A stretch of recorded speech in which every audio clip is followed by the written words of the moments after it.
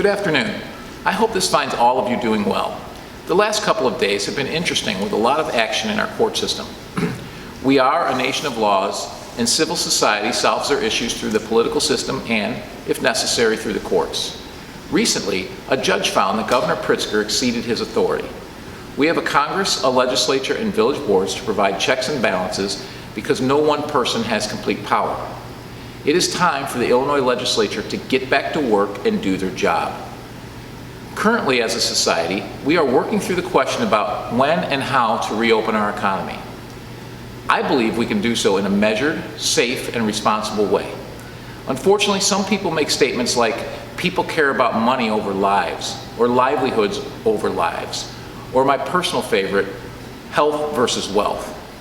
This is intellectually dishonest and deceitful. Keeping the economy closed also impacts health and lives. Lost health insurance, increased domestic violence, increased substance abuse, suicides, and delaying the health care of other important underlying conditions all cost lives as well. As a society, we can walk and chew gum at the same time. This is the only time in history that we have quarantined the healthy. Here in Illinois, an emergency was declared 53 days ago, and a stay-at-home order was issued 41 days ago. In the last 41 days, we have learned a lot, but the state of Illinois has made very few modifications to their plan. You can't win a war without adapting and adjusting your plan accordingly based on updated information. I don't know about you, but I am looking forward to doing things again. Things like taking my wife to dinner and a movie, stopping and watching a kid's baseball game in the park, and seeing my granddaughter. However, I continue to hear people say, you can't do this, you won't be able to do that. Can't. Instead, I prefer to think of this as a problem to be solved and ask, how can we safely get to the point where we can do the things we used to do? I believe that we can figure out safe ways to reopen. We can have normal lives again. Let's start figuring out how we can. It's going to mean following some safety guidelines. We can wear masks and we can social distance for a long time if otherwise it means we can do normal things again. That is why the Village of Orland Park worked hard to develop a plan for reopening, for whenever that reopening comes. I was on a mayor's phone call hosted by Mayor Lightfoot of Chicago on Sunday night. She mentioned that she is starting a regional working group to develop a regional plan for reopening the economy. I commend her for the diverse group of regional leaders on the team. My concern is that their time frame for unveiling their plan is 6 to 8 weeks. I am hopeful that they can push this time frame forward. Our plan's initial phase included several of the businesses that the governor stated should reopen on May 1st. One of the businesses is elective surgeries. I applaud this action. These elective surgeries are often needed to help eliminate pain and improve the quality of life of the people receiving them. Delaying these surgeries often results in less positive surgery outcomes or other health issues. Additionally, many of our medical personnel have been or are starting to be furloughed during this time. Because much of the medical industry is not busy while frontline workers battle COVID-19, this is happening. A lot of medical offices and hospitals are facing extreme financial difficulty, just like many other businesses. We cannot afford to lose our medical system at this time or any other time. Another example is golf. The rules that have been put in place are somewhat unwieldy. Twosomes 15 minutes apart will allow for 32 golfers on a golf course at one time, assuming a 4-hour round. A typical golf course is 160 to 200 acres. That means there is one golfer per 5 acres in an outdoor venue. To put this in perspective, at this density, a store like Costco can only have one person in it at a time. Imagine if Costco could only have 32 customers in 4 hours. They would not open.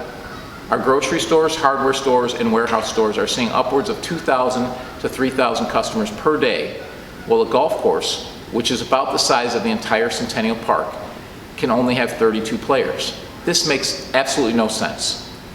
I'm hopeful the state loosens these restrictions, but at least opening is a good start. In order to make good decisions going forward, we need good data. The governor has a difficult job and is making tough decisions. But so far, he is unwilling to make the information that he is using available, and he often cherry picks the data. His new modeler said that they are only using the data from Illinois. There are other countries and states that are further down this path than us. We can learn from them. We shouldn't be ignoring them. It is a lot easier to support decisions if the information used to make them is transparent. So I encourage Governor Pritzker to give us access to the data he is using to make decisions. If he is making data-driven decisions that he is confident in, there should be no issue with being transparent. With that said, I look at a lot of different information. The University of Washington model shows that we peaked about a week ago. Additionally, conversations with local medical experts and also observing recent local trends also indicates a case peak of about a week ago. The next week will be very interesting and will give us additional data to consider. Statewide COVID-related hospitalizations, ICU beds, and ventilators have remained relatively flat and not increased over the last week. We would like to look at cases, but there are a lot of issues with the data we are getting. What I was watching were cases by onset date. Due to the delays in symptoms appearing and testing, this should be the best indicator. Unfortunately, a little over a week ago, when this data was showing a significant downward trend, Cook County stopped reporting this information. We can also use daily cases, which went up slightly last week, but this is largely due to the increased testing, as there were so many untested cases previously. This is evident by the fact that the percentage of positive cases is declining. Personally, I am using a 3-day rolling average, shown here, to take out reporting errors that seem to cause intermittent spikes. I also look at daily deaths for suburban Cook County, again, using a 3-day rolling average to reduce reporting anomalies. However, this statistic lags by a couple of weeks due to hospitalization, ICU, and ventilator times. The other thing to note from this data is that all deaths where the person had COVID are considered a COVID-caused death. While this likely inflates the number some, as long as it is done consistently, the trends are still meaningful. It is also clear that this disease is incredibly dangerous for the elderly in our population. The county hospitalization rates make this clear. For example, it is almost 60% of people over 80 that are hospitalized with COVID. The state death rates by age also confirm the impact on the elderly. Additionally, if you look nationally, there are only 3 deaths under the age of 15, yet 92% of deaths are age 55 and over. Moreover, based on our information, all deaths in Orland Park are associated with nursing homes, as are over 25% of the state deaths. This is why all phases of our opening plan suggest that our vulnerable populations continue to stay at home. Also, all phases recommend not allowing visits to nursing homes. It is critical not to visit your loved ones in senior living homes, as hard as that is. COVID rips through and devastates these facilities. The most important fact that we have learned from this disease is that the vulnerable need to keep their distance until herd immunity can be reached. Another important statistic is the number of ICU beds and ventilators available in the region. As you have all heard by now, this is very important to make sure that our hospitals are not overwhelmed. Once we open back up, we will likely see some increase in the number of cases, but as long as they don't overwhelm our system, we can continue to stay open and monitor the situation. I also look at the Orland Park cases over time. Our stores have been seeing 2,000 to 3,000 customers through them each day without a huge spike in cases over the last 41 days. To our knowledge, with over 20,000 people shopping daily in these stores for the last 41 days, there is only one case that is traced back to them. If that has been our experience in the last 41 days, with tens of thousands of customer interactions daily in Orland Park, we should learn from these stores and be able to reopen. However, it is important to not see a huge spike in these cases when we reopen. It is also important that the new cases have contact tracing. We need to quarantine these cases and those they are in contact with to reduce the spread of new cases. Orland Park has offered employees to help with this contact tracing. We simply need Cook County and state departments of public health to allow us to help.